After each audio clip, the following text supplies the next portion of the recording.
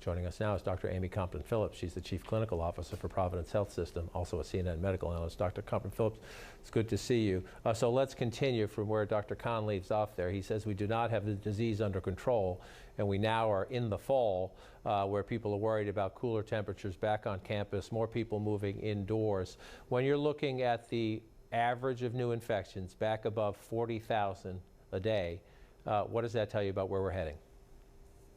Well, it tells me we're headed in the wrong direction. And exactly as you said, as people move back indoors, we're back into the place where we're sharing each other's air and allowing the actual contagion to pass back and forth. It's a lot harder to keep the windows open and keep airflow going the way that we know improves the transmission rates.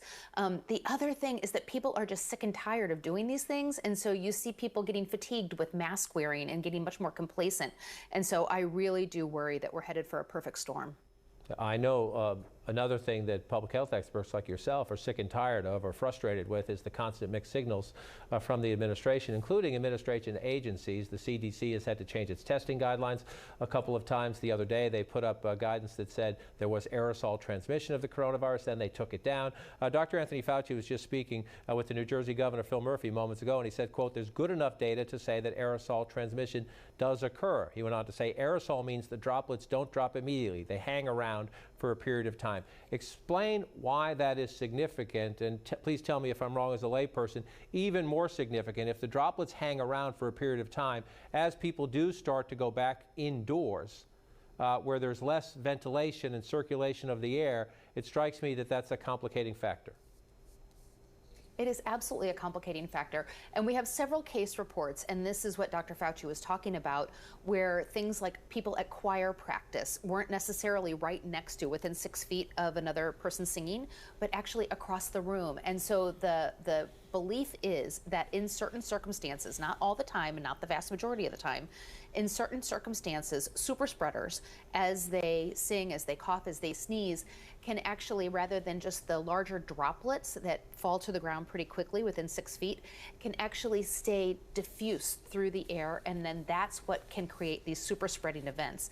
And that's what we're really, really worried about as we get into cold and flu season this fall, that we have these super spreaders inside, unmasked, and able to create explosive spread.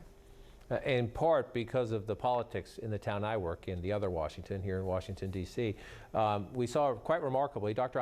Stephen Hahn, the head of the Food and Drug Administration, go out of his way yesterday to repeatedly assure lawmakers on Capitol Hill, "I will not respond to pressure, anyone's pressure," implicitly meaning including the President of the United States, who keeps saying we will have a vaccine before Election Day. Dr. Hahn saying, no, we have processes in place, we will follow the rules, we will follow the regulation, we will follow the science. Short time after that briefing, the President of the United States said, no, I may overrule you. Listen. Well, I tell you what, we're looking at that. That has to be approved by the White House. We may or may not approve it. That sounds like a political move. It's extremely political. Why would they do this when we come back with these great results? And I think you will have those great results. Why would we be delaying it? But we're going to look at it. We're going to take a look at it.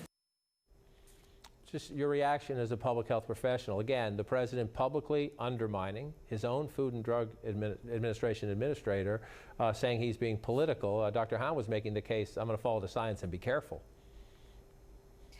Well, first of all, thank heavens for Dr. Hahn, because the president exerting political pressure over what really should be a policy, political-free, actual scientific debate is a stab to the heart. It is just so unnerving.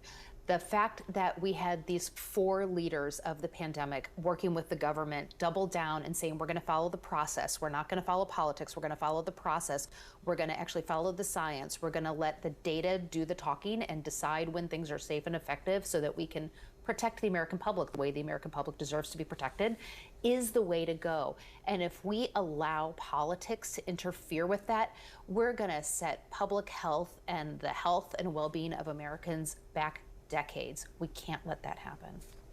Confidence in institutions, sadly, is a conversation we're having on several different subjects, including the pandemic at the moment. Dr. Amy Compton-Phillips, grateful, as always, for your time and your important insights. Thank you. Thank you.